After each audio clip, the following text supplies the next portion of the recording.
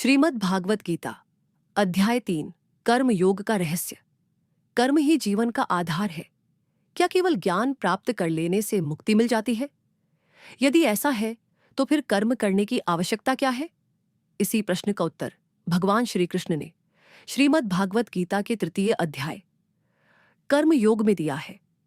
जब अर्जुन युद्ध करने से पीछे हटने लगे तब श्री कृष्ण ने उन्हें समझाया कि संसार में कोई भी व्यक्ति एक क्षण भी बिना कर्म किए नहीं रह सकता। मनुष्य का अधिकार केवल कर्म करने पर है, फल पर नहीं। जो व्यक्ति अपने कर्तव्य का पालन निस्वार्थ भाव से करता है और परिणाम की चिंता छोड़ देता है, वही सच्चा कर्मयोगी कहलाता है। भगवान कहते हैं कि कर्म से भागना समाधान नहीं है, सच्चा मार्ग है।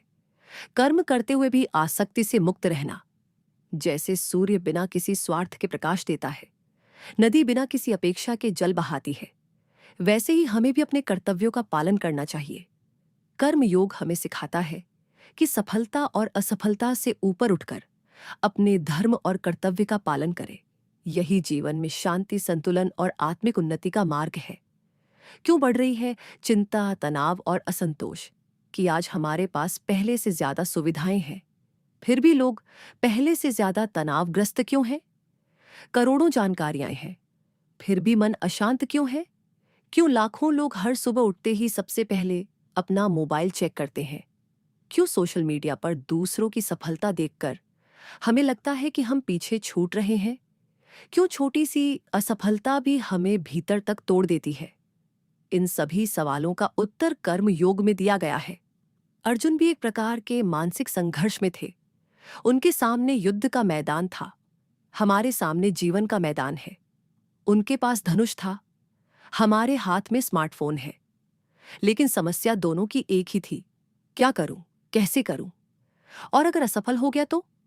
तब भगवान श्री कृष्ण ने एक ऐसा सिद्धांत बताया जो आज भी उतना ही प्रासंगिक है। उन्होंने कहा, मनुष्य का अधिकार केवल कर्म पर है, फल पर नहीं। सुनने में यह वाक्य सरल लगता है, लेकिन यदि इसे समझ लिया जाए तो जीवन की आधी परेशानियां समाप्त हो सकती हैं। आज का व्यक्ति काम कम करता है और परिणामों की चिंता अधिक करता है। स्टूडेंट पढ़ाई से ज्यादा रिजल्ट की चिंता करता है। कर्मचारी काम से ज्यादा प्रमोशन की चिंता करता है। व्यापारी सेवा से ज्यादा मुनाफे की चिंता करता है। यही चिंता धीरे धीरे तनाव बन जाती है। कल्पना कीजिए, एक किसान खेत में बीज बोता है।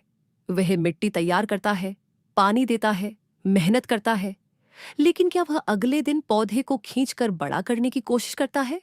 नहीं, क्योंकि उसे पता है कि फल समय आने पर मिलेगा। यही कर्म योग है, अपना सर्वश्रेष्ठ देना और फिर परिणाम को लेकर अत्यधिक चिंता न करना। एक और बड़ी समस्या है डोपामिन की लत। हर कुछ मिनट में मोबाइल चेक करना, नोटिफिकेशन देखना, रील्स स्क्रॉल करना। हमें कर्म से ज्यादा तत्काल सुख की आदत पड़ गई है। गीता कहती है, जब मनुष्य इंद्रियों के पीछे भागता है तो उसकी बुद्धि कमजोर होने लगती है, और जब बुद्धि कमजोर होती है तो निर्णय गलत होने लगते हैं। एक और उदाहरण देखिए, आज बहुत से लोग नौकरी करते हैं लेकिन संतुष्ट नहीं हैं। क्यों? क्योंकि उनका ध्यान वर्तमान कार्य पर नहीं बल्कि लगातार तुलना पर रहता है। उसकी सैलरी मुझसे ज्यादा क्यों है? उसके पास बड़ी कार क्यों है? गीता सिखाती है, तुलना दुख का कारण है, कर्तव्य शांति का कारण है। भगवान श्री कृष्ण कहते हैं कि संसार की व्यवस्था कर्म से चलती है। यदि शिक्षक पढ़ाना छोड़ दे, डॉक्टर इलाज करना छोड़ दे, किसान खेती करना छोड़ दे, तो समाज रुक जाएगा। इसीलिए कर्म केवल जीविका का साधन नहीं बल्कि समाज की सेवा का माध्यम भी है। कर्म योग हमें 3 महत्वपूर्ण सूत्र देता है। पहला सूत्र, काम पर ध्यान दो, परिणाम पर नहीं। दूसरा सूत्र, तुलना छोड़ो, प्रगति पर ध्यान दो। तीसरा सूत्र, कर्तव्य को बोझ नहीं, सेवा समझो। यदि एक छात्र रोज ईमानदारी से पढ़ाई करे, एक कर्मचारी पूरी निष्ठा से काम करे, एक माता पिता प्रेम से अपने बच्चों का मार्गदर्शन करे और एक नागरिक अपने कर्तव्यों का पालन करे, तो न केवल उसका जीवन बल्कि पूरा समाज बदल सकता है। शायद यही कारण है कि हजारों वर्ष बाद भी गीता केवल एक धार्मिक ग्रंथ नहीं बल्कि जीवन को समझने की एक वैज्ञानिक मार्गदर्शिका मानी जाती है। आज के समय में माता पिता बच्चों को ईमानदारी सिखाते हैं, लेकिन खुद नियम तोड़ते हैं। नेता नैतिकता की बात करते हैं, लेकिन पालन नहीं करते। इसीलिए समाज में भ्रम बढ़ता है। श्री कृष्ण कहते हैं, पहले स्वयं उदाहरण बनो। कर्मयोग की सबसे बड़ी बाधा काम और क्रोध। अर्जुन पूछते हैं, मनुष्य जानते हुए भी गलत काम क्यों करता है?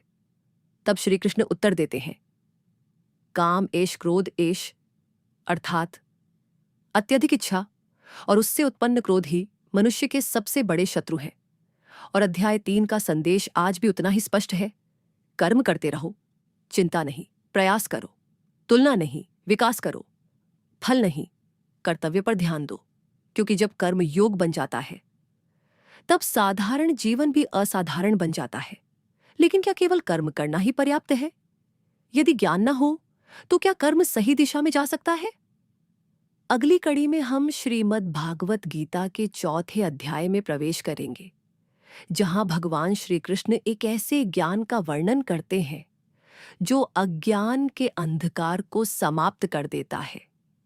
इस अद्भुत रहस्य को जानने के लिए हमारे साथ जुड़े रहिए।